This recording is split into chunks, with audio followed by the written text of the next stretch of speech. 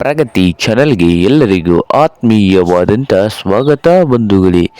ಇಂದಿನ ಈರುಳ್ಳಿಯ ಮಾರುಕಟ್ಟೆಯ ಬೆಲೆಯನ್ನು ನೋಡಿಕೊಂಡು ಬರೋಣ. ಇನ್ನೂ ಯಾರು ಹೊಸದಾಗಿ ನಮ್ಮ ಯೂಟ್ಯೂಬ್ ಚಾನಲ್ ನೋಡ್ತಾ ಇದ್ರೆ ಸಬ್ಸ್ಕ್ರೈಬ್ ಆಗಿ.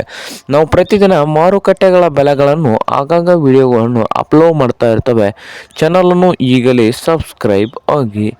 ಇಂದು ಕರ್ನಾಟಕ ಹಾಗೂ ಮಹಾರಾಷ್ಟ್ರಗಳ ಮಾರುಕಟ್ಟೆಯಲ್ಲಿ ಈರುಳ್ಳಿಯ ಬೆಲೆ ಏನು ಇದೆ ಒಂದು ಕ್ವಿಂಟಲ್ಗೆ ಅಂತ ನೋಡ್ಕೊಂಡು ಬರೋಣ. ಬನ್ನಿ ರೈತ ಬಾಂಧವರೇ, ಇಂದು ಈರುಳ್ಳಿಯ ಮಾರುಕಟ್ಟೆಯ ಬೆಲೆಯನ್ನು ನೋಡೋದಾದರೆ ನೋಡ್ಬೋದು ರೈತರೆ. ಮೊದಲನೇದಾಗಿ ರಾಯಚೂರು ಮಾರುಕಟ್ಟೆಯಲ್ಲಿ ಒಂದು ಕ್ವಿಂಟಲ್ಗೆ 800 ರೂಪಾಯಿದಿಂದ ಹಿಡಿದು 1900 ಲಾಸ್ಟ್ ರೇಟ್ ನಡೀತಾ ಇದೆ. 800 ರೂಪಾಯಿದಿಂದ 1900 ರೂಪಾಯಿವರೆಗೆ ರಾಯಚೂರು ಮಾರುಕಟ್ಟೆಯಲ್ಲಿ ಒಂದು ಕ್ವಿಂಟಲ್ ಈರುಳ್ಳಿಯ ಬೆಲೆ ನಡೀತಾ ಇದೆ.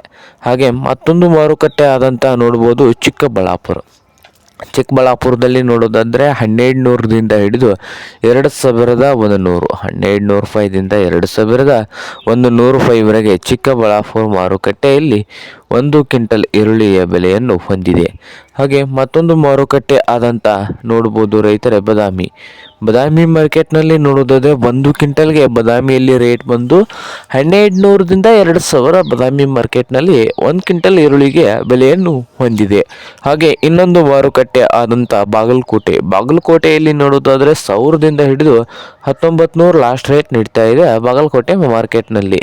ಹಾಗೆ ಇನ್ನೊಂದು ಮಾರುಕಟ್ಟೆ ಆದಂಥ ಹುಬ್ಳಿಯಲ್ಲಿ ನೋಡುವುದಾದರೆ 900 ರೂಪಾಯಿದಿಂದ 2000 ರೂಪಾಯಿವರೆಗೆ ಲಾಸ್ಟ್ ರೇಟ್ ನಡೀತಾ ಇದೆ ನೋಡಿ ರೈತರೆ.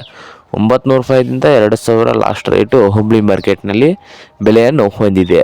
ಹಾಗೆ ಕೊಲ್ಹಾಪುರದಲ್ಲಿ ನೋಡೋದಾದರೆ 500 ರೂಪಾಯಿದಿಂದ 2100, ಮಹಾರಾಷ್ಟ್ರದ ಕೊಲ್ಹಾಪುರದಲ್ಲಿ 500 ರೂಪಾಯಿದಿಂದ 2100 ರೂಪಾಯಿವರೆಗೆ ಬೆಲೆಯನ್ನು ಹೊಂದಿದೆ.